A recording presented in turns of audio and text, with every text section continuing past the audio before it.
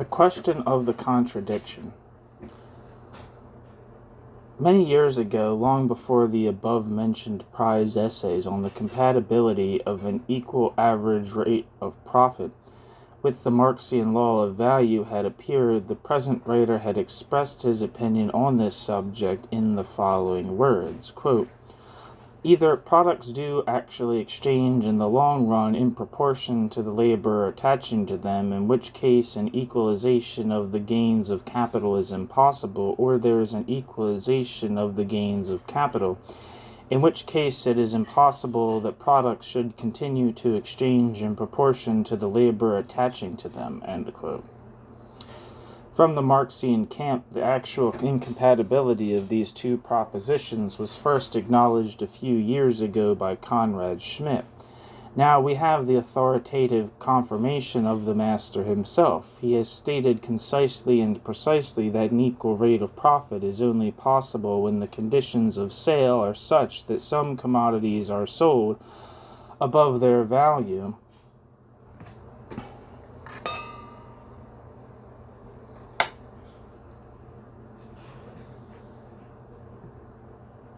He has stated concisely and precisely that an equal rate of profit is only possible when the conditions of sale are such that some commodities are sold above their value and others under their value, and thus are not exchanged in proportion to the labor embodied in them. And neither has he left us in doubt as to which of the two irreconcilable propositions conforms, in his opinion, to the actual facts. He teaches with a clearness and directness which merit our gratitude, that is, the equalization of the gains of capital. And he even goes so far as to say, with the same directness and clearness, that the several commodities do not actually exchange with each other in proportion to the labor they contain, but that they exchange in that varying proportion to the labor which is rendered necessary by the equalization of the gains of capital. In what relation does this doctrine of the third volume stand in the celebrated law of value of the first volume?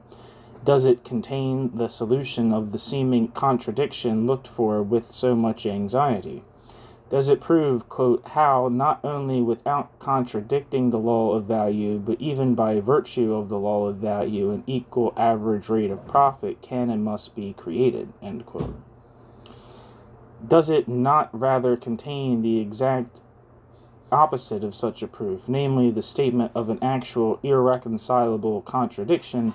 And does it not prove that the equal average rate of profit can only manifest itself if and because the alleged law of value does not hold good? I do not think that anyone who examines the matter impartially and soberly can remain long in doubt.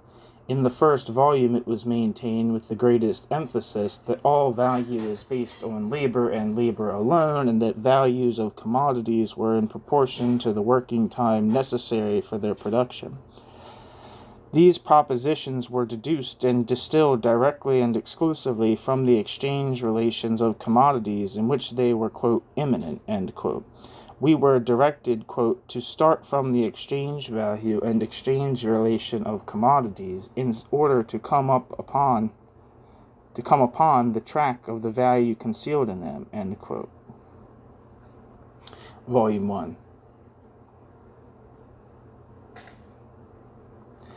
The value is declared to be, quote, the common factor which appears in the exchange relation of commodities, end quote. Volume 1. We are told in the form... Yeah. You want to eat this peach out here? Not right now. What's yours? I wouldn't wait too long. Alright. It's pretty soft. Okay. We were told in the form and with the emphasis of a stringent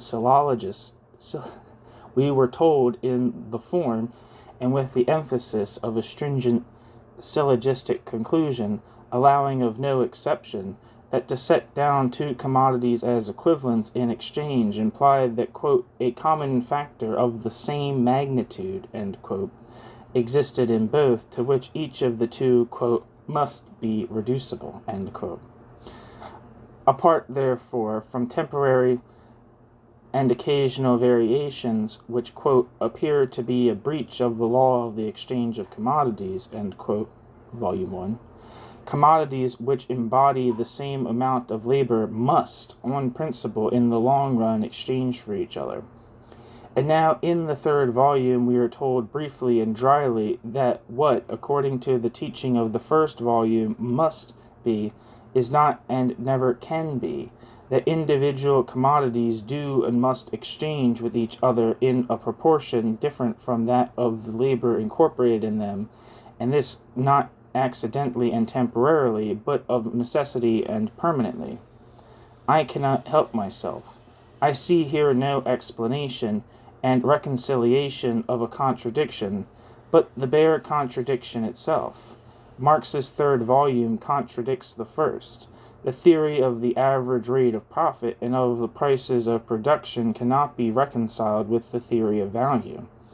This is the impression which must, I believe, be received by every logical thinker, and it seems to have been very generally accepted. Loria, in his lively and picturesque style, states that he feels himself forced to, quote, harsh but just judgment, end quote, that Marx, quote, instead of a solution, has presented a mystification, end quote. He sees in the publication of the third volume, quote, the Russian campaign, end quote, of the Marxian system, its, quote, complete theoretical bankruptcy, end quote, a, quote, scientific suicide, end quote. You know what, that peach. The, quote, most explicit surrender of his own teaching, end quote. And the, quote, full and complete adherence to the most orthodox doctrine of the hated economists, end quote. And even a man who is so close to the Marxian system as Werner Sombart says that a, quote, general head-shaking, end quote, best represents the probable effect produced on most readers by the third volume. Quote, most of them, end quote, Sombart says, quote, will not be inclined to regard the, quote, solution of the, quote, puzzle of the average rate of profit, end quote, as a, quote, solution, end quote. They will think that the knot has been cut, and by no means untied. For when suddenly out of the depths emerges a, quote, quite ordinary, end quote, theory of cost of production, it means that the celebrated doctrine of value has come to grief. For if I have in the end to explain the profits by the cost of production, wherefore the whole cumbrous apparatus of the theories of value and surplus value. End quote. Werner Sombart. Sombart certainly reserves to himself another judgment. Sombart attempts to save the theory in a way of his own, in which, however, so much of it is thrown overboard that it seems to me very doubtful if his efforts have earned the gratitude of any person concerned in the matter. I shall later examine more closely this attempt, which is in any case interesting and instructive, but before the posthumous apologist, we must give the master himself the careful and attentive hearing which so important a subject deserves. Marx himself must, of course, have foreseen that his solution would incur the reproach of being no solution at all, but a surrender of his own law. But a surrender of his law of value. To this provision is evidently due an anticipatory self-defense, which, if not in form, yet in point of fact, is found in the Marxian system. For Marx does not omit to interpolate in numerous places the express declaration that in spite of exchange relations being directly governed by prices of production, which differ from the values, all is nevertheless moving within the lines of the law of value, and this law, quote, in the last resort, end quote, at least governs prices. He tries to make this view plausible by several inconsequent observations and explanations. On this subject, he does not use his customary method of a formal clothesline of reasoning, but gives only a series of running incidental remarks which contain different arguments or turns of expression which may be interpreted as such. In this case, it is impossible to judge on which of these arguments Marx himself intended to place the greatest weight, or what was his conception of the reciprocal relations of these dissimilar arguments. However that may be, we must, in justice to the master as well as to our own critical problem, give each of these arguments the closest attention and impartial consideration. The running remarks appear to me to contain the following 4 arguments in favor of a partly or wholly permanent validity of the law of value.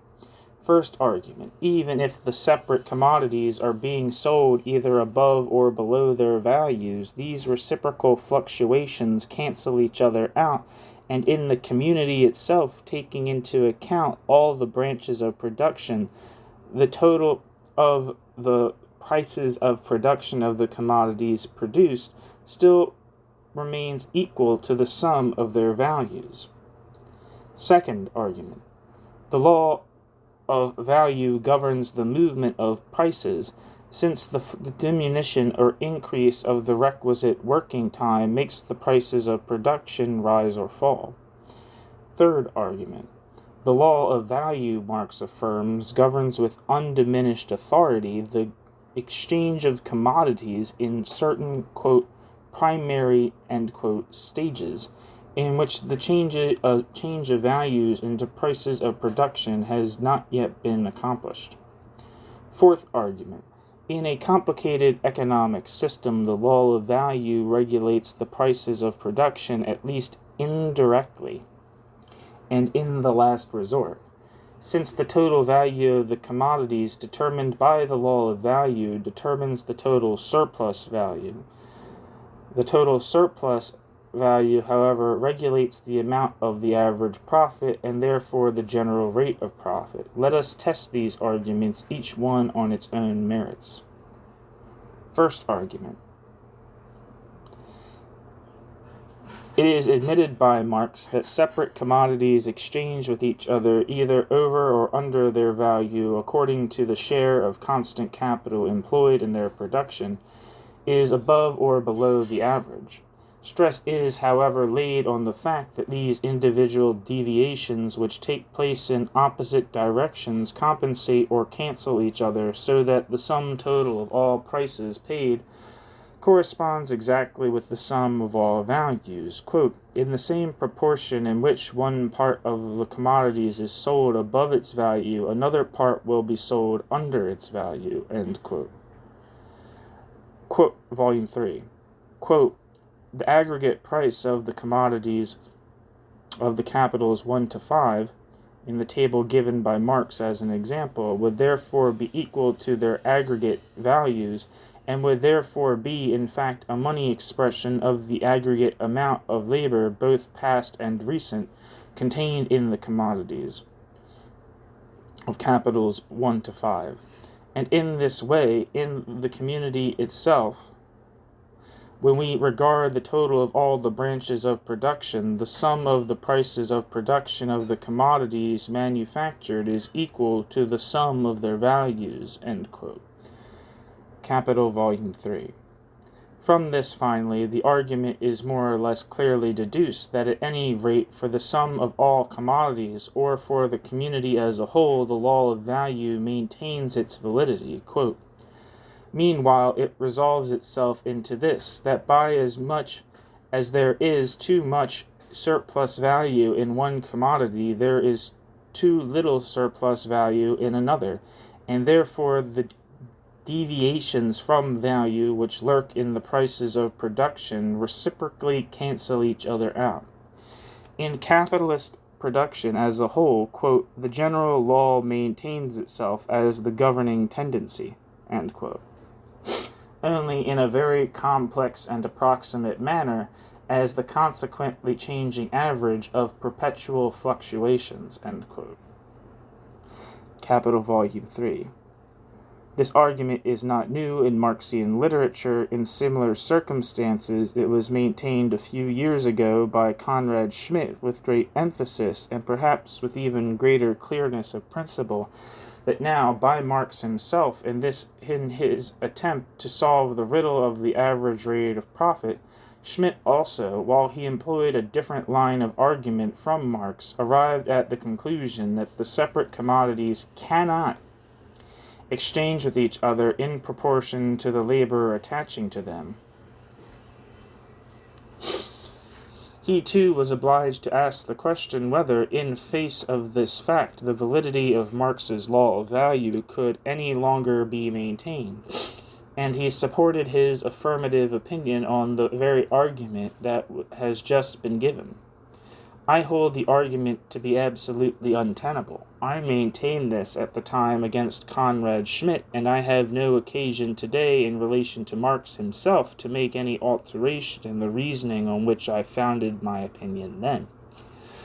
I may content myself now with simply repeating it word for word. In opposing Conrad Schmidt, I asked how much or how little of the celebrated law of value remained after so much had practically been given up, and then continued, quote, that not much remains that will be best shown by the efforts which the author makes to prove that, in spite of everything, the law of value maintains its validity, after he has admitted that the actual prices of commodities differ from their values. He remarks that this divergence only relates to those prices obtained by separate commodities, and that it disappears as soon as one considers the sum of all separate commodities, the yearly national produce, and that the total price which is paid for the whole national produce taken together does certainly coincide entirely with the amount of value actually embodied in it.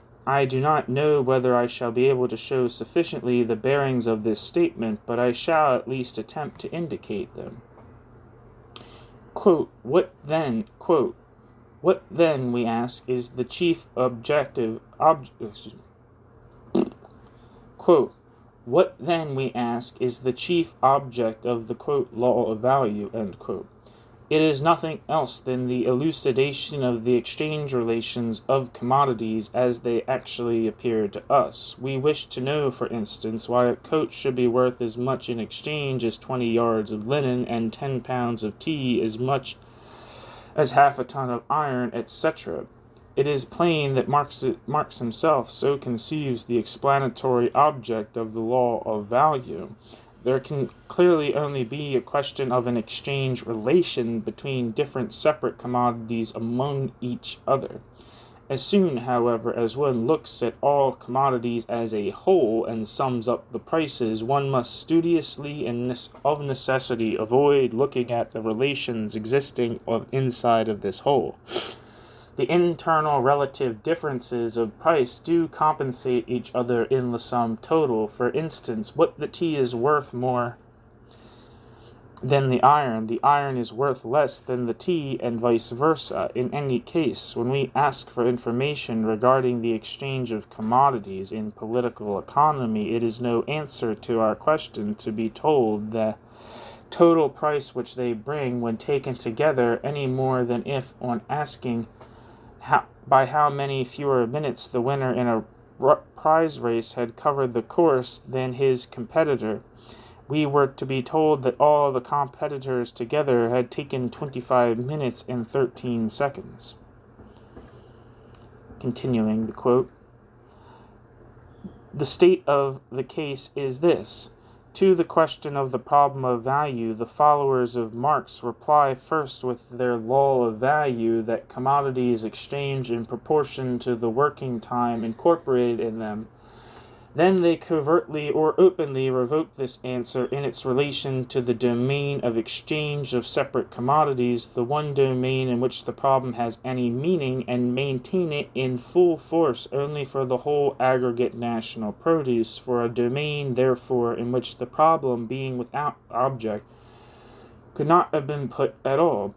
As an answer to the strict question of the problem of law of value, As an answer to the strict question of the problem of value, the law of value is avowedly contradicted by the facts, and in the only application in which it is not contradicted by them, it is no longer an answer to the question which demanded a solution, but could at best only be an answer to some other question. Continuing the quote, it is, however, not even an answer to another question. It is no answer at all. It is simple tautology, for as every economist knows, commodities do eventually exchange with commodities. When one penetrates the disguises due to the use of money, every commodity which comes into exchange is at one and the same time a commodity and the price of what is given in exchange for it. The aggregate of commodities, therefore, is identical with the aggregate of the prices paid for them, or the price of the whole national produce is nothing else than the national produce itself. Under these circumstances, therefore, it is quite true that the total price paid for an entire national produce coincides exactly with the total amount of value or labor incorporated in it. But this tautological declaration denotes no increase of true knowledge, neither does it serve as a special test of the correctness of the alleged law that commodities exchange in proportion to the labor embodied in them. For in this manner one might as well, or rather as unjustly, verify any other law one pleased, the law, for instance, that commodities exchange according to the measure of their specific gravity. For if certainly as a, quote, separate ware, and, quote, 1 pound of gold does not exchange with 1 pound of iron, but with 40,000 pounds of iron, still the total price paid for 1 pound of gold and 40,000 pounds of iron taken together is nothing more and nothing less than 40,000 pounds of iron and 1 pound of gold.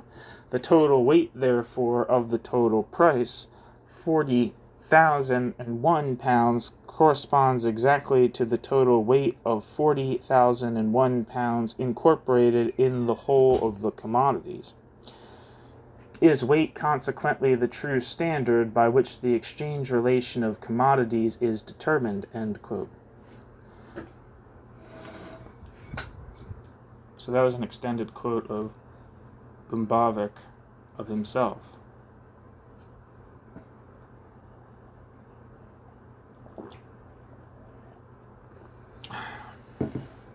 I have nothing to omit and nothing to add to this judgment in applying it now to Marx himself, except perhaps that in advancing the argument which has just been under criticism, Marx is guilty of an additional error which cannot be charged against Schmidt, for in the passage just quoted from page 190 of the third volume, Marx seeks by a general dictum concerning the way in which the law of value operates to gain approval for the idea that a certain real authority must still be ascribed to it, even if it does not rule in separate cases.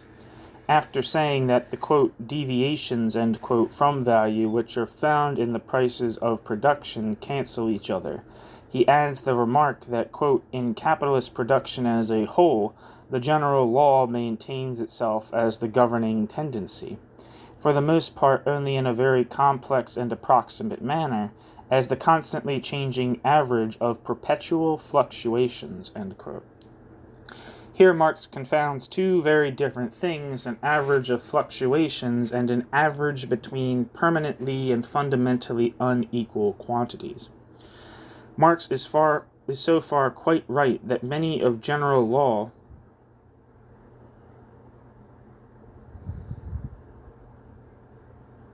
Marx is so far quite right that many a general law holds good solely because an average resulting from constant fluctuations coincides with the rule declared by the law. Every economist knows such laws. Take, for example, the law that prices equal cost of production, that apart from special reasons for inequality, there is a tendency for wages in different branches of production and for profits of capital in different branches of production to come to a level. and every economist is inclined to acknowledge these laws as, quote, laws, end quote, although perhaps there may be no absolutely exact agreement with them in any single case, and therefore even the power to refer to a mode of action operating on the whole and on the average has a strongly captivating influence. But the case in favor of which Marx uses this captivating reference is of quite a different kind. In the case of prices of production which deviate from the, quote, values, end quote, it is not a question of fluctuations, but of necessary and permanent divergences. Two commodities, A and B, which contain the same amount of labor but have been produced by capitals of different organic composition, do not fluctuate around the same average point, say for example the average of 50 shillings, but each of them assumes permanently a different level of price, for instance the commodity A, in the production of which little constant capital demanding but little interest has been employed, and the price level of 40 shillings, and the commodity B, which has much constant capital to pay interest on, the price level of 60 shillings, allowance being made for fluctuations round each of these deviating levels. If we had only to deal with fluctuations around one and the same level, so that the commodity A might stand at one moment at 48 shillings and commodity B at 52 shillings, and at another moment the case were reversed, and the commodity A stood at 52 shillings and the commodity B only reached 48, then we might indeed say that in the average the price of both these commodities was the same, and in such a state of things, if it were seen to obtain universally, one might find, in spite of the fluctuations, a verification of the, quote, law, end quote, that commodities embodying the same amount of labor exchange on an equal footing. When, however, of two commodities in which the same amount of labor is incorporated, one permanently and regularly maintains a price of 40 shillings, and the other as permanently and regularly the price of 60 shillings, a mathematician may indeed strike an average of 50 shillings between the two. But such an average has an entirely different meaning, or to be more accurate, has no meaning at all with regard to our law. A mathematical average may always be struck between the most unequal quantities, and when it has once been struck, the deviations from it on either side always, quote, mutually cancel each other out, end quote, according to their amount. But by the same amount exactly by which the one exceeds the average of the other must of necessity fall short. But it is evident that necessary and permanent differences of prices in commodities of the same cost and labor, but of unequal composition as regards capital, cannot by such playing with, quote, average, end quote, and, quote, deviations that cancel each other out, end quote, be turned into a confirmation of the alleged law of value instead of refutation. We might just as well try in this way to prove the proposition that animals of all kinds, elephants and mayflies included, have the same length of life, for while it is true that elephants live on an average 100 years and many flies only a single day, yet between these two quantities we can strike an average of 50 years. By as much time as the elephants live longer than the flies live shorter than the elephants. The deviations from this average, quote, mutually cancel each other out, end quote. And consequently, on the whole, and on the average, the law of all kinds of animals have the same length of life is established. Let us proceed.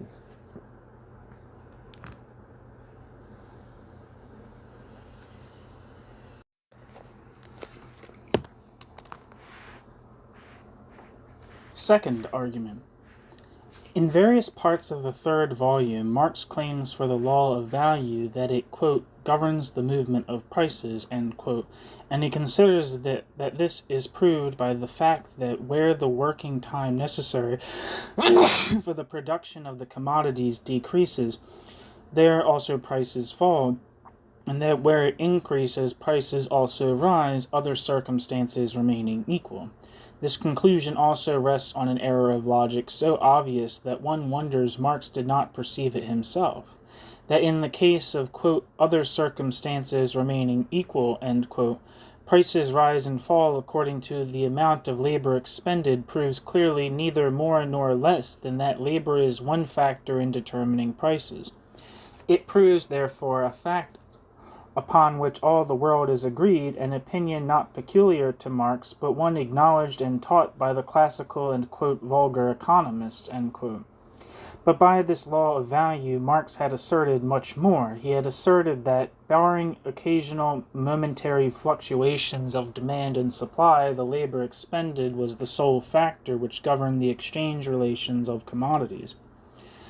Evidently, it could only be maintained that this law governs the movement of prices if a permanent alteration in prices could not be produced or promoted by any other cause than the alteration in the amount of working time. This, however, Marx does not and cannot maintain, for it is among the results of his own teaching that an alteration in prices must occur when, for instance, the expenditure of labor remains the same, but when, owing to such circumstances as the shortening of the process of production, the organic composition of the capital is changed. By the side of this proposition of Marx, we might, with equal justification, place the other proposition that prices rise or fall when, other conditions remaining equal, the length of time during which the capital is invested increases or decreases. If it is impossible to prove by the latter proposition that the length of time during which the capital is invested is the sole factor that governs exchange relations, it is equally impossible to regard the fact that alterations in the amounts of labor expended affect the movements of prices as a confirmation of the alleged law that labor alone governs the exchange relations. Third argument. This argument has not been developed with precision and clearness by Marx, but the substance of it has been woven into those processes of reasoning, the object of which was the elucidation of the, quote, truly difficult question, end quote. Quote, how the adjustment of profits to the general rate of profit takes place, end quote. The kernel of the argument is most easily extracted in the following way. Marx affirms, and must affirm, that, quote, the rates of profit are originally very different, end quote, and that their adjustment to a general rate of profits is primarily, quote, a result and cannot be a starting point, end quote. Capital Volume 3. This thesis further contains the claim that there exist certain, quote, primitive, end quote, conditions in which the change of values into prices of production which leads to the adjustment of the rates of profit has not yet taken place, and which therefore are still under the complete and literal dominion of the law of value. A certain region is consequently claimed for this law in which its authority is perfectly absolute. Let us inquire more closely what this region is and see what arguments Marx adduces to prove that the exchange relations in it are actually determined by the labor incorporated in the commodities. According to Marx, the adjustment of the rate of profit is dependent on two assumptions. First, on a capitalist system of production being in operation, and secondly, on the leveling influence of competition but being in effective action. We must therefore logically look for the, quote, primitive conditions, end quote, under which the pure regime of the law of value prevails, where one or other of these assumed conditions does not exist, or, of course, where both are absent. On the first of these cases, Marx has himself spoken very fully, by a very detailed account of the processes which obtain in a condition of society where capitalist production does not yet prevail, but, quote, where the means of production belong to the worker, end quote. He shows the prices of commodities in this stage to be exclusively determined by their values. In order to enable the reader to judge impartially how far this account is really convincing, I must give the full text of it. Looks like we have a big quote from Marx here.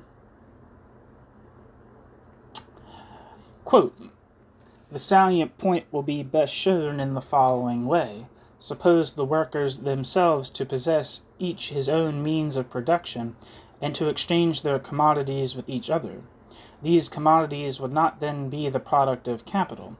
The value of the tools and raw material employed in the different branches of labor would be different according to the special nature of the work, and also, apart from inequality of value in the means of production employed, different amounts of these means would be required for given amounts of labor according as one commodity could be finished in an hour and another only in a day. Let us suppose further that these laborers work the same time on an average, allowing for the adjustments which result from differences of intensity, etc. in work. Any two workers, then, both would first in the commodities which represent the produce of their day's labor have replaced their outlays, that is, the cost prices of the consumed means of production. These would differ according to the technical nature of their branches of industry. Secondly, both would have created the same amount of new value, that is, the value of the day's labor added to the means of production. This would contain their wages plus the surplus value, the surplus work above their necessary wants, of which the result, however, would belong to themselves. If we express ourselves in capitalistic terms, both receive the same wages plus the same profit, but also the value represented, for instance, by the produce of a working day of 10 hours, but in the first place the values of their commodities would be different. In commodity 1, for example, there would be a larger share of value for the expended means of production than in commodity 2. The rates of profit also would be very different for 1 and 2. If we here consider as rates of profit the proportion of the surplus value to the total value of the employed means of production, the means of subsistence which 1 and 2 consume daily during the process of production, and which represents the wages of labor, form here that part of the advanced means of production which we usually call variable capital. But the surplus value would be, for the same working time, the same for producer 1 and 2, or to go more closely into the matter, as producer 1 and 2 each receive the value of the produce of 1 day's work, they received, after deducting the value of the advanced constant elements, equal values, one part of which may be looked upon as compensation for the means of subsistence consumed during the production, and the other as surplus value over and above this. If producer 1 has had more outlay, it is made up to him by the greater value of his commodity, which replaces this constant part, and he has consequently a larger part of the total value to exchange back into the material elements of this constant part. While if producer 2 obtains less, he has, on the other hand, the less to exchange back. Differences in rates of profit would therefore, under this assumption, be a matter of indifference. Just as it is today a matter of indifference to the wage earner by what rate of profit the amount of surplus value squeezed out of him is represented, and just as in international commerce the difference in the rates of profit in the different nations is a matter of indifference for the exchange of their commodities. End quote. Capital, Volume 3. And now Marx passes at once from the hypothetical style of, quote, supposition, end quote, with its subjunctive moods to a series of quite positive conclusions. Quote, the exchange of commodities at their values, or approximately at their values, demands, therefore, a much lower stage of development than the exchange into prices of production, end quote. End quote. It is, therefore, altogether in keeping with fact to regard the values as not only theoretically but historically prior to the prices of production. It holds good for circumstances where the means of production belong to the worker, and these circumstances are found both in the old and in the modern world. In the cases of peasants who own land and work that land themselves, and in the cases of artisans. End quote. Capital, Volume 3. What are we to think of this reasoning?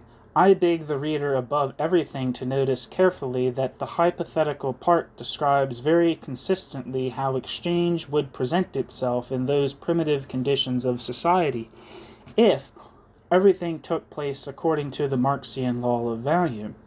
But this description contains no shadow of proof, or even of an attempt at proof, that, under the given assumptions, things must so take place. Marx relates, quotes, supposes, and, quote, asserts, but he gives no word of proof.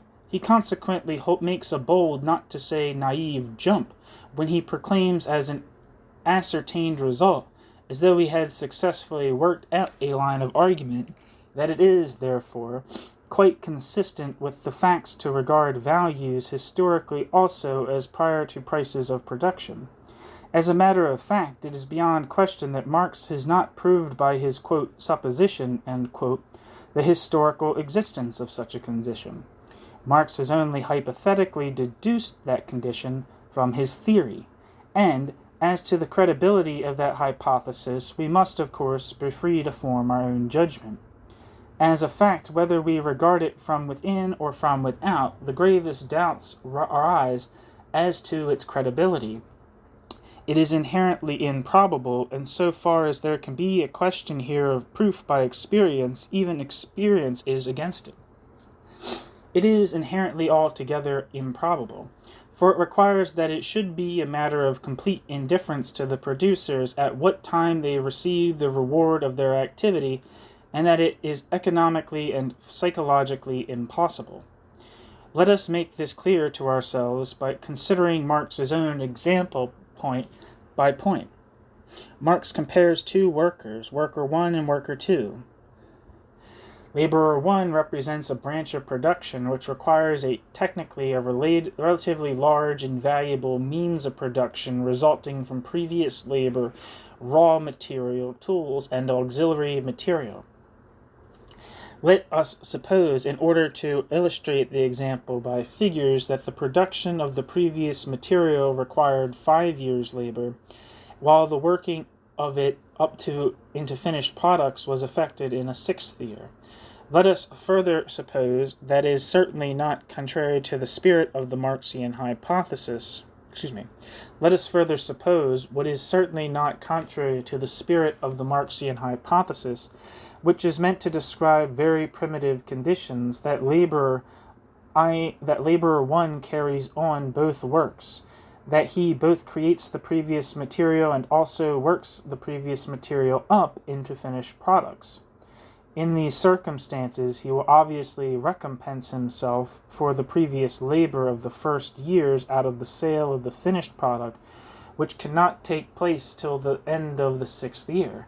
Or, in other words, he will have to wait 5 years for the payment of the first year's work.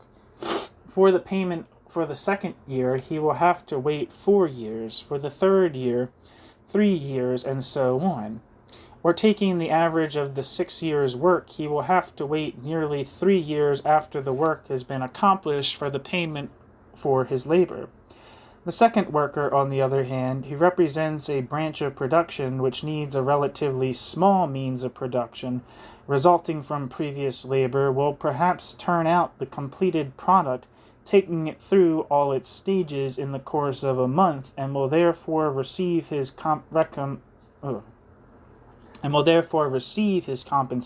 from the yield of his product almost immediately after the accomplishment of his work.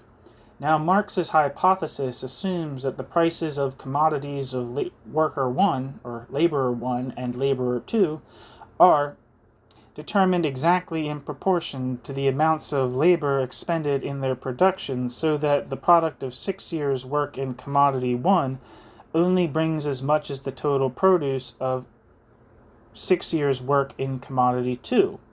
And further, it follows from this that the laborer in commodity 1 should be satisfied to receive, for every year's work, with an average of 3 years' delay of payment, the same return that the laborer in commodity 2 receives without any delay.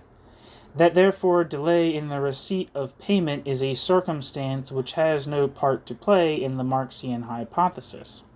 and more especially has no influence on competition, on the crowding or understocking of the trade in the different branches of production, having regard to the longer or shorter periods of waiting to which they are subjected. I leave the reader to judge whether this is probable. In other respects, Marx acknowledges that the special accompanying circumstances peculiar to the work of a particular branch of production, the special intensity, strain, or unpleasantness of a work, force a compensation for themselves in the rise of wages through the action of competition. Should not a year's postponement of the remuneration of labor be a circumstance demanding compensation? And further, granting that all producers would as soon wait 3 years for the reward of their labor as not at all, could they really all wait? Marx certainly assumes that, quote, the laborers should possess their respective means of production, end quote, but he does not and cannot venture to assume that each laborer possesses the amount of means of production which are necessary to carry on that branch of industry which for technical reasons requires the command of the greatest quantity of means of production. The different branches of production are therefore certainly not equally accessible to all producers. Those branches of production which demand the least advance of means of production are the most generally accessible, and the branches which demand larger capital are possible only for an increasingly smaller minority.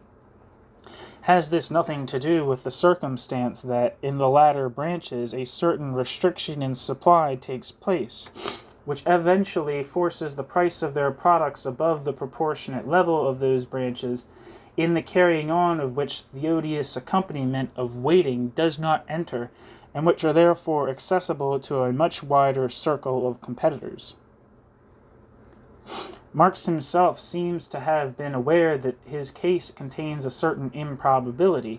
He notes first of all, as I have done, though in another form, that the fixing of prices solely in proportion to the amount of labor in the commodities leads in another direction to a disproportion. He asserts this in the form, which is also correct, that the, quote, surplus value, end quote, which the laborers in both branches of production obtain over and above their necessary maintenance, calculated on the means of production advance, shows unequal rates of profit. The question naturally obtrudes itself: why should not this inequality be made to disappear by competition, just as in, quote, capitalist, end quote, society? Marx feels the necessity of giving an answer to this, and here only does something of the nature of an attempt to give proofs instead of mere assertions come in. Now, what is his answer? The essential point, he says, is that both laborers should receive the same surplus value for the same working time, or to be more exact, that for the same working time, quote, they should receive the same values after deducting the value of the advanced constant element, end quote. And on this assumption, the differences in the rates of profit would be a, quote, matter of indifference, just as it is a matter of indifference to the wage earner by what rate of profit the quantity of surplus value squeezed out of him is represented, end quote. Is this a happy simile? If I do not get a thing, then it may certainly be a matter of indifference to me whether that thing which I do not get, estimated on the capital of another person, represents a higher or lower percentage. But when I get a thing as a settled right, as the worker, on the non-capitalistic hypothesis, is supposed to get the surplus value as profit, then it certainly is not a matter of indifference to me by what scale that profit is to be measured or distributed. It may perhaps be an open question whether this profit should be measured and distributed according to the expenditure of labor or to the amount of the advanced means of production, but the question itself can certainly not be a merely indifferent matter to the person interested in it. And when, therefore, the somewhat improbable fact is affirmed that unequal rates of profit can exist permanently side by side without being equalized by competition, the reason for this certainly cannot be found in the assumption that the height of the rate of profit is a matter of no importance whatever to the persons interested in it. But are the laborers on the Marxian hypothesis treated alike even as laborers? They obtain for the same working time the same value and surplus value as wages, but they get it at different times. One obtains it immediately after the completion of the work, the other may have to wait years for the remuneration of his labor. Is this really equal treatment, or does not the condition under which the remuneration is obtained constitute an inequality, which cannot be a matter of indifference to the laborers, but which, on the contrary, as experience truly shows, they feel very keenly? To what worker today would it be a matter of indifference whether he received his weekly wages on Saturday evening or a year or 3 years hence? And such marked inequalities would not be smoothed away by competition. That is an improbability for the explanation of which Marx still remains in our debt.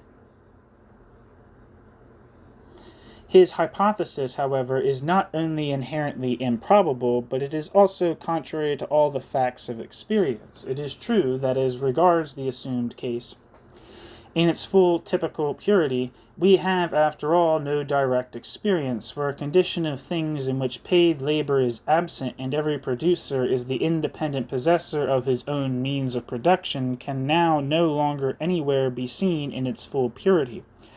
Still, however, conditions and relationships are found in the, quote, modern world, end quote, which correspond at least approximately to those assumed in the Marxian hypothesis. They are found, as Marx himself especially indicates, in the case of the peasant proprietor who himself cultivates his own land, and in the case of the artisan. According to the Marxian hypothesis, it ought to be a matter of observation that the incomes of these persons do not in the least depend on the amounts of capital they employed in production. They should receive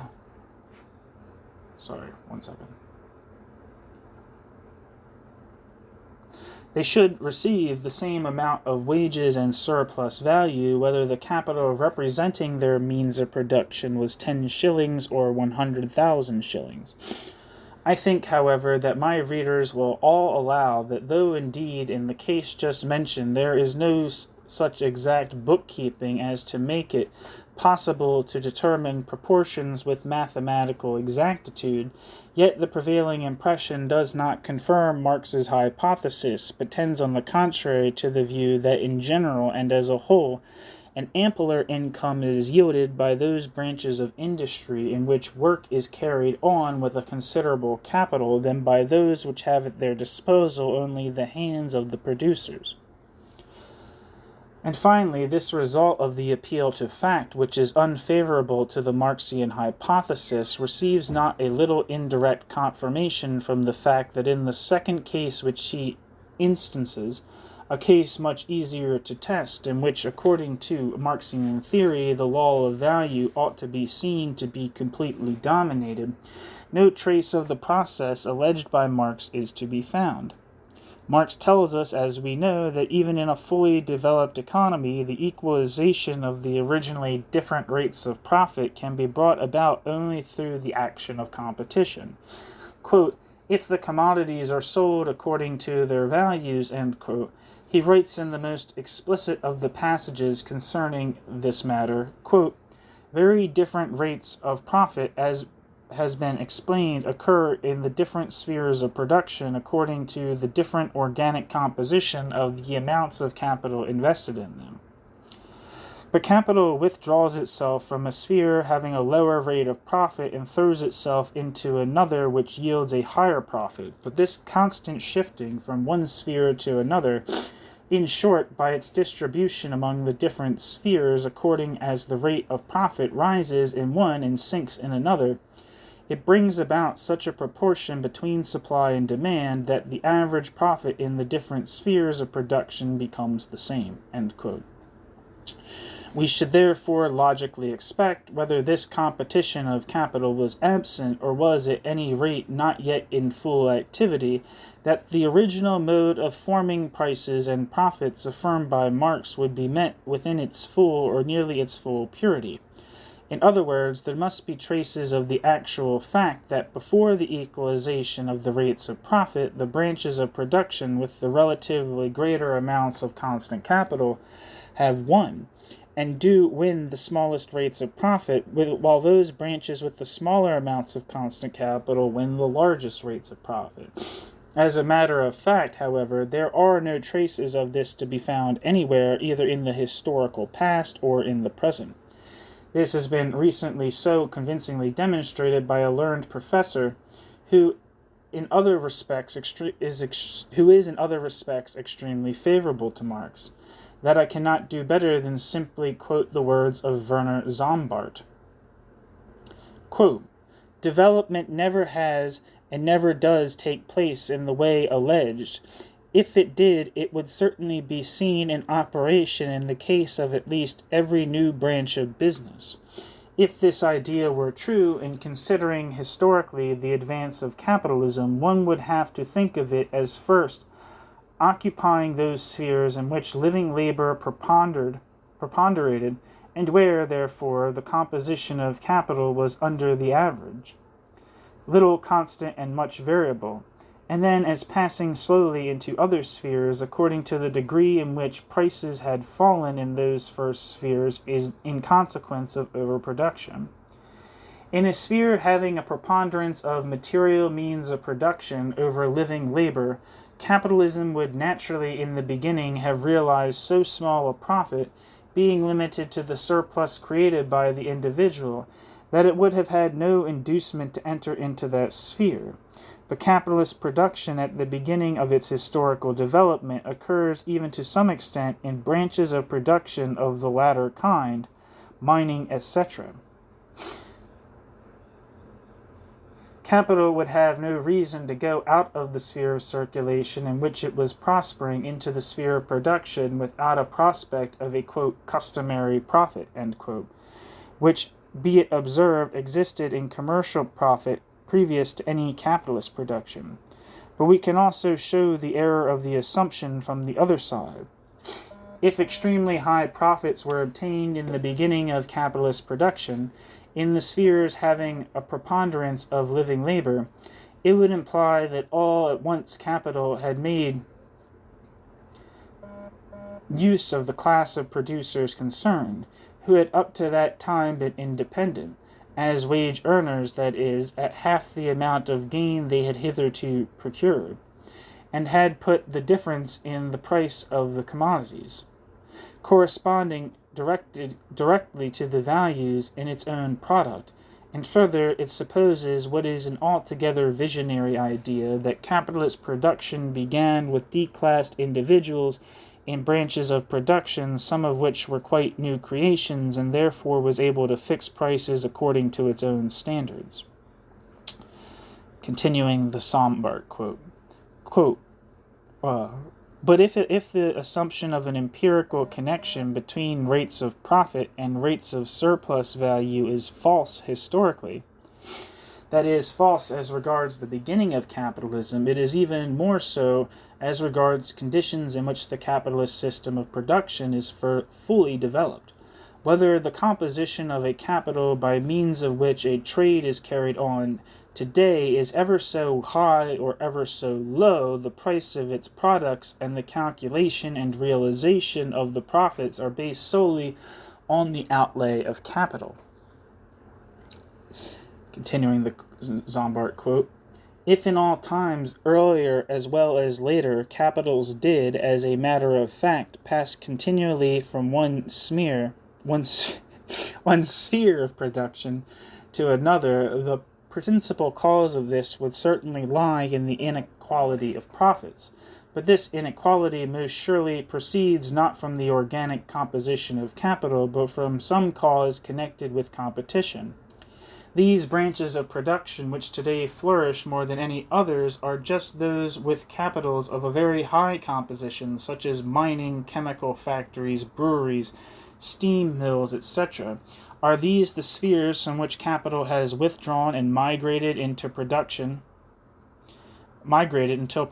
has been proportionately limited and prices have risen? End quote. Werner Zombart.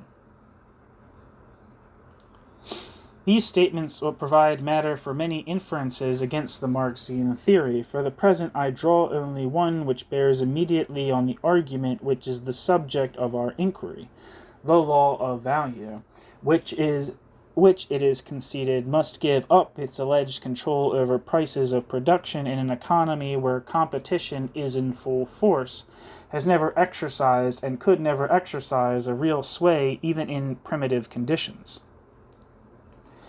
We have now seen, wrecked in succession, three contentions which affirm the existence of a certain reserved areas which we have now seen wrecked in succession three contentions which affirm the existence of certain reserved areas under the immediate control of the law of value. The application of the law of value to the sum total of all commodities and prices of commodities instead of to their several exchange relations, first argument, has been proved to be pure nonsense. The movement of prices, second argument, does not really obey the alleged law of value, and just as little does it exercise a real influence in, quote, primitive conditions, end quote. Third argument, there is only one possibility left. Does the law of value, which has no real immediate power anywhere, have perhaps an indirect control, a sort of suzerainty? I don't know what that means. I've seen that word spelled differently, but suzerainty. Marx does not omit to assert this also. It is the subject of the fourth argument, to which we now proceed.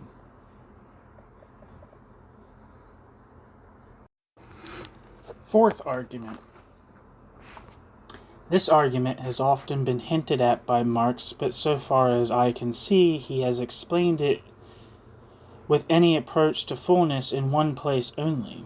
The essence of it is this, that the, quote, prices of production, end quote, which govern the actual formation of prices are for their part, in their turn, under the influence of the law of value, which therefore, through the prices of production, governs the actual exchange relations. The values are, quote, behind the prices of production and determine them in the last resort, end quote.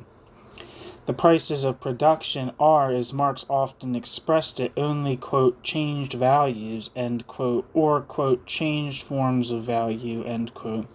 The nature and degree of the influence which the law of value exercises on the prices of production are more clearly explained, however, in a passage on pages 21 and 211 and 212. Quote, the average rate of profit, which determines the price of production, must, however, always be approximately equal to the amount of surplus value which falls to a given capital as an adequate part of the total social capital. Now, as the total value of the commodities governs the total surplus value, and this again determines the amount of the average profit, and consequently the general rate of profit as a general law or a law governing fluctuation, the law of value regulates the prices of production. End quote. Let us examine this line of argument point by point. Marx says at the outset that the average rate of profit determines the prices of production, and Marx's sense this is correct but not complete. Let us make the connection quite clear. The price of production of a commodity is first of all composed of the, quote, cost price, end quote, to the employer of the means of production and of the average profit on the capital employed. The cost price of the means of production consists again of two component parts, the outlay of variable capital, that is, the money immediately paid in wages, and the outlay for consumed or used up constant capital, raw material, machines, and the like. As Marx rightly explains on page 188, 194, and 242, a society in which the values have already been changed into prices of production, the purchase or cost price of these means of production does not correspond to their value, but with the total amount which has been expended by the producers of these means of production in wages and material appliances.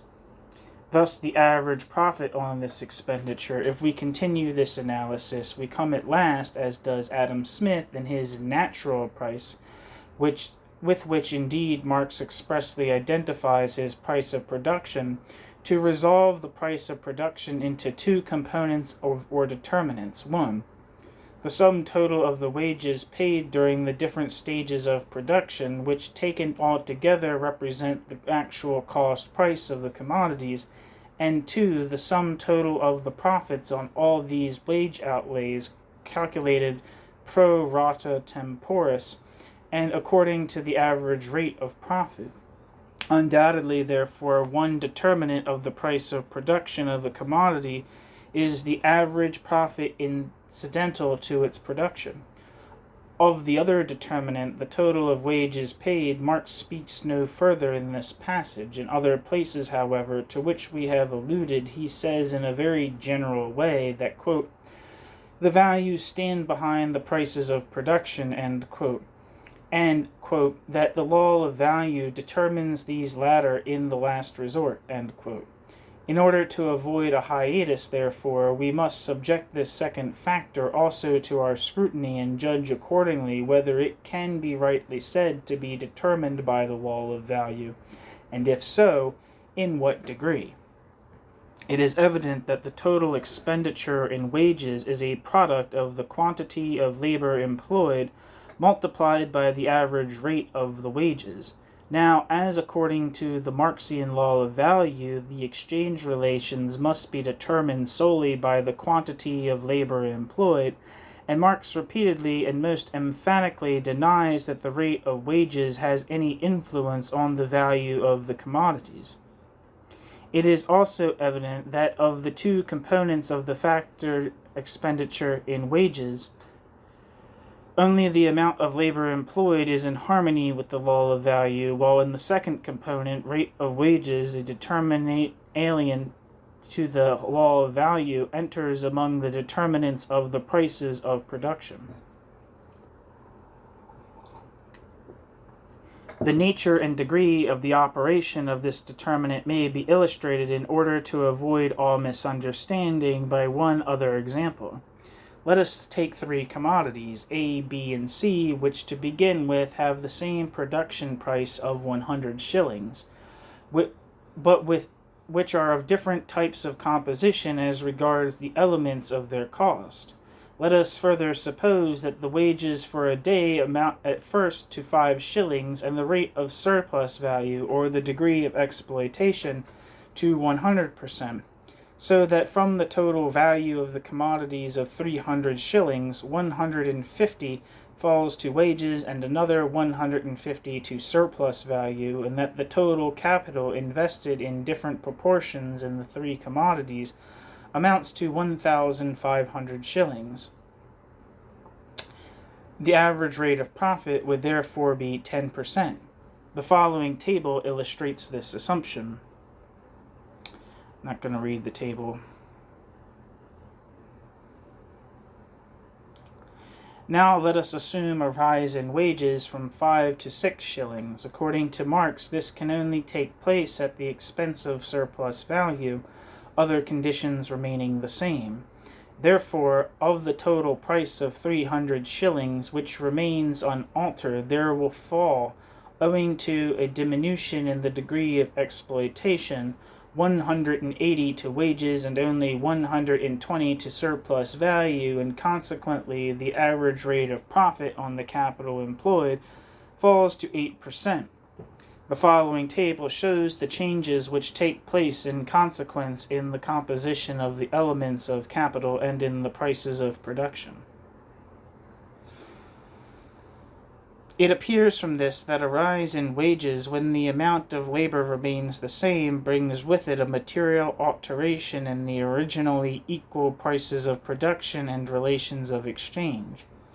The alteration can be partly, but obviously not altogether, traced to the contemporaneous necessary change produced in the average rate of profit by the alteration in the wages. I say, quote, obviously not altogether, end quote, because the price of production of commodity C, for example, has really risen in spite of the fall in the amount of profit contained in it. Therefore, this change of price cannot be brought about by the change of profit only. I raise this really obvious point merely in order to show that in the rate of wages we have indisputably a price determinant which does not exhaust its force in its influence on the rate of profit, but also exerts a special and direct influence, and that therefore we have reason to submit this particular price determinant, which is passed over by Marx in the passage cited above, to a separate consideration. The summary of the results of this consideration I reserve for a later stage, and in the meantime we will examine step by step Marx's assertion concerning the way in which the second determinant of the price of production, the average profit, is regulated by the law of value. The connection is anything but a direct one. It is effected by the following links in his line of reasoning, some of which are indicated only elliptically by Marx, but which undoubtedly enter into his argument. The law of value determines the aggregate value of the whole of the commodities produced in the society. The aggregate value of the commodities determines the aggregate surplus value contained in the commodities. The aggregate surplus value contained in the commodities distributed over the total social capital determines the average rate of profit. This rate applied to the capital employed in the production of a single commodity gives the concrete average profit, which finally enters as an element into the price of production of the commodity in question. In this way, the first link in this sequence, the law of value, regulates the last link, the price of production. Now for our running commentary on this series of arguments. 1. We are struck by the fact that, which may be kept in mind, that Marx, after all, does not affirm that there is a connection between the average profit entering into the price of production of the commodities and the values incorporated in single commodities by reason of the law of value. On the contrary, he says emphatically in numerous places that the amount of surplus value which enters into the price of production of a commodity is independent of and indeed fundamentally different from, quote, the surplus value actually created in the sphere in which the separate commodity is produced, end quote. He therefore does not after all connect the influence ascribed to the law of value with the characteristic function of the law of value. He therefore does not after all connect the influence ascribed to the law of value with the characteristic function of the law of value, in virtue of which the law determines the exchange relations of the separate commodities, but only with another assumed function concerning the highly problematic nature of which we have already passed an opinion, namely the determination of the aggregate value of all commodities taken together. In this application, as we have convinced ourselves, the law of value has no meaning whatsoever. If the idea and the law of value are to be brought to bear, and Marx certainly means that they should, on the exchange relations of goods, then there is no sense in applying the idea and law to an aggregate, which as such cannot be subject to those relations. As no exchange of this aggregate takes place, there is naturally neither a measure nor a determinant for its exchange, and therefore it cannot give material for a law of value. If, however, the law of value has no real influence at all on a chimerical, quote, aggregate value of all commodities taken together, end quote, there can be no further application of its influence to other relations, and the whole logical series which Marx endeavored to work out with such seeming cogency hangs therefore in the air. 2. But let us turn away altogether from this fundamental defect, and let us, independently of it, test the strength of the other arguments in the series. Let us assume, therefore, that the aggregate value of the commodities is a real quantity, and actually determined by the law of value. The second argument affirms that this aggregate value of commodities determines the aggregate surplus value. Is this true? The surplus value unquestionably represents no fixed or unalterable quota of the total national product, but is the difference between the, quote, aggregate value, end quote, of the national product and the amount of the wages paid to the workers. That aggregate value, therefore, does not in any case rule the amount of the total surplus value by itself alone. It can, at the most, supply only one determinant of its amount, by the side of which stands a second alien determinant, the rate of wages. But it may be asked, does this also perhaps obey the Marxian law of value? In the first volume, Marx had still unconditionally affirmed this. Quote, the value of labor, end quote, he writes on page 189, quote, is determined, like every other commodity, by the working time necessary to the production and therefore also reproduction of this specific article, end quote. And on the next page, he proceeds to define this proposition more fully. Quote, for his maintenance, the living individual needs a certain amount of means of subsistence. The working time necessary to the production of the labor resolves itself, therefore, into the working time necessary to the production of these means of subsistence, or the value of the labor power is the value of the means of subsistence necessary to the maintenance of its possessor, end quote.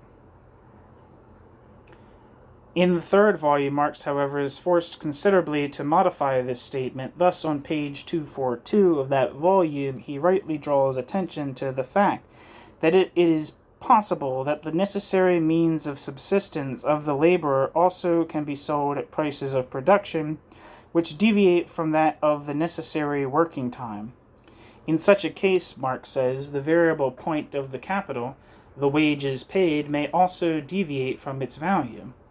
In other words, the wages, apart from purely temporary oscillations, may permanently deviate from the rate which should correspond to the quantity of work incorporated in the necessary means of subsistence, or to strict requirements of the law of value. Therefore, at least one determinant alien to the law of value is already a factor in determining the total surplus value.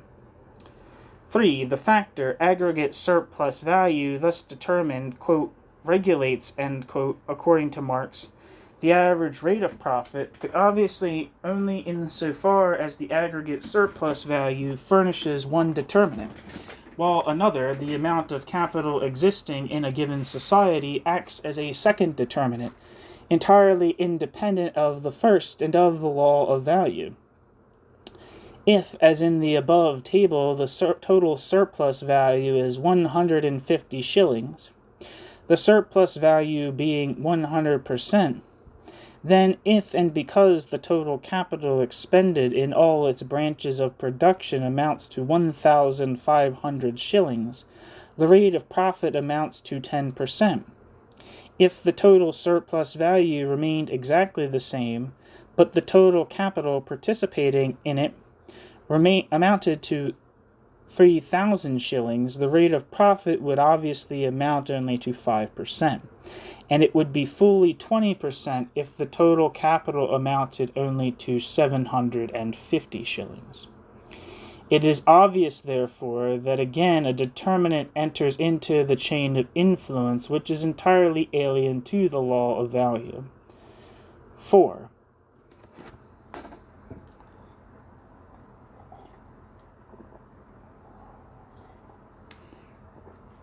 We must, therefore, further conclude that the average rate of profit regulates the amount of concrete average profit which accrues from the production of a special commodity. But this again is only true with the same restrictions as in the former arguments of the series. That is to say, the total amount of the average profit which accrues from the production of a separate commodity is the product of two factors: the quality of invested capital multiplied by the average rate of profit. The quantity of the total capital to be invested in the different stages is again determined by two factors, namely by the quantity of the work to be remunerated, a factor which is, of course, not out of harmony with Marx's law of value, and also by the rate of wages to be paid, and with this latter factor, as we have just convinced ourselves, a factor alien to the law of value comes into play. 5. In the next argument of the series, we go back again to the beginning. The average profit, defined in the fourth argument, must regulate the price of production of the commodity. This is true with the correction that the average profit is only one factor, determining the prices side by side with the expended wages, in which, as we have repeatedly stated, there is an element which is foreign to Marx's law of value and which cooperates in determining prices. Let us sum up. What is the proposition which Marx undertook to prove? It ran thus, quote, "The law of value regulates the prices of production," end quote. Or as otherwise stated, quote, "The values determine in the last resort the prices of production," end quote. Or if we formulate the meaning which Marx himself attached to value and law of value in the first volume, the statement is, prices of production are governed, quote, "in the last resort," end quote, by the principle that the quantity of labor is the only condition which determines the exchange relations of commodities. What do we find on examining the separate links of the argument? We find that the price of production is, first of all, made up of two components. One, the expended wages, is the product of two factors, of which the first, the quantity of work, is in harmony with the substance of the Marxian, quote, "value," end quote, and the other, the rate of wages, is not. Marx himself could only affirm the second component, the total amount of accruing average profit, that it was connected with the law of value by means of violent perversion of this law, alleging its operation in a domain in which no exchange relations exist at all. But apart from this, the factor, quote, "aggregate value of commodities," end quote, which Marx wishes to deduce from the law of value, must in any case cooperate in determining the next link, the average surplus value, along with a factor, quote, rate of wages," end quote, which is no longer homogeneous with the law of value. The, quote, "aggregate surplus value," end quote, would have to cooperate with a completely foreign element, the mass of social capital, in determining the average rate of profit, and finally, the latter would have to cooperate with a partially foreign element, expended wages, in determining the accruing total profit. The factor, quote, "aggregate value of all commodities," end quote, dubiously regarded as a contribution of the Marxian law of value, consequently cooperates after a trivial homeopathic dilution of its influence, and naturally, therefore, with a share of influence diminished in proportion to this dilution, in determining the average profit and also the prices of production.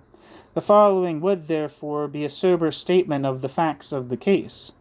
The quantity of labor which, according to the Marxian law of value, must entirely and exclusively govern the exchange relations of commodities, proves itself, as a matter of fact, to be only one determinant of the prices of production side by side with other determinants.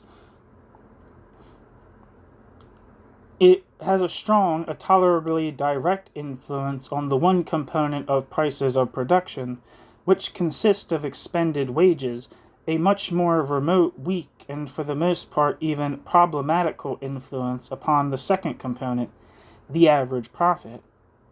Now I ask, do we find in this condition of things a confirmation or a contradiction of the claim that in the last resort the law of value determines the prices of production?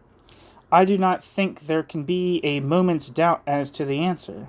The law of value remains that quantity of labor alone determines the exchange relations. Facts show that it is not only the quantity of labor or the factors in harmony with it which determine the exchange relations. These two propositions bear the same relation to each other as yes to no, as affirmation to contradiction. However, whoever accepts the second proposition, and Marx's theory of the prices of production involves this acceptance, contradicts de facto the first. And if Marx really could have thought that he did not contradict himself and his first proposition, he allowed himself to be deluded by some strange mistake. He could have not seen that it is very different for one factor involved in a law to have some sort and degree of influence and for the law itself to be in full force.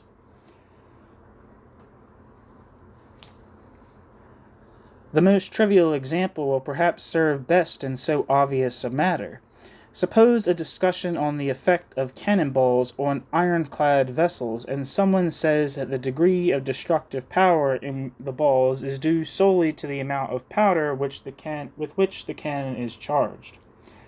When this statement is questioned and tested by actual experience, it is seen that the effect of the shot is due not only to the amount of gunpowder in the charge, but also to the strength of the powder, and further to the construction, length, etc. of the barrel of the gun, the form and hardness of the balls, the distance of the object, and last, but not least, to the thickness and firmness of the plates on the vessel. And now, after all this has been conceded, could it still be said that nevertheless the first statement was true, because it had been proved that the alleged factor, the amount of gunpowder, does exert an important influence on the discharge, and that this was proved by the fact that, other circumstances being equal, the effect of the shot would be greater or less in proportion to the amount of gunpowder used in the charge? This is what Marx does. He declares most emphatically that nothing can be at the root of exchange relations but quantity of labor alone. He argues strenuously with the economists who acknowledge other determinants of value and prices besides the quantity of labor, the influence of which on the exchange value of goods freely reproduced no one denies. From the exclusive position of quantity of labor as the sole determinant of exchange relations, he deduced it in 2 volumes the most weighty and practical conclusions: his theory of surplus value and his denunciation of the capitalist organization of society, in order, in the 3rd volume, to develop a theory of prices of production which substantially recognizes the influence of other determinants as well. But instead of thoroughly analyzing these other determinants, he always lays his finger triumphantly on the points where his idol, quantity of labor, either actually or in his opinion exerts an influence on such points as the change in prices when the amount of labor changes, the influence of, quote, aggregate value, end quote, on average rate of profit, etc. He is silent about the coordinate influence of foreign determinants as well as about the influence of the amount of social capital on the rate of profit, and about the alteration of prices through a change in the organic composition of the capital, or in the rate of wages. Passages in which he recognizes these influences are not wanting in his book. The influence of the rate of wages on prices is, for instance, aptly treated of in page 234, then on page 242. The influence of the, I don't know what translation or edition or whatever of volume 3 these page numbers refer to. So, just saying that. The influence of the amount of social capital on the height of, let me repeat the whole sentence. The influence of the rate of wages on price is for instance aptly treated of in pages 234, then in page 242, the influence of the amount of social capital on the height of the average rate of profit in pages 197. 240, 247, 254, 260, and often the influence of the organic composition of capital on the prices of production in pages 192. It is characteristic that in the passages devoted to the justification of his law of value, Marx passes silently over these other influences and only mentions in a one-sided way the part played by quantity of labor, in order to deduce from the first and undisputed premise that quantity of labor cooperates at many points to determine the price of production. The utterly unjustifiable conclusion that, in the last resort, the law of value, which proclaims the sole dominion of labor, determines the prices of production, this is to evade the admission of the contradiction. It is not to escape from the contradiction itself.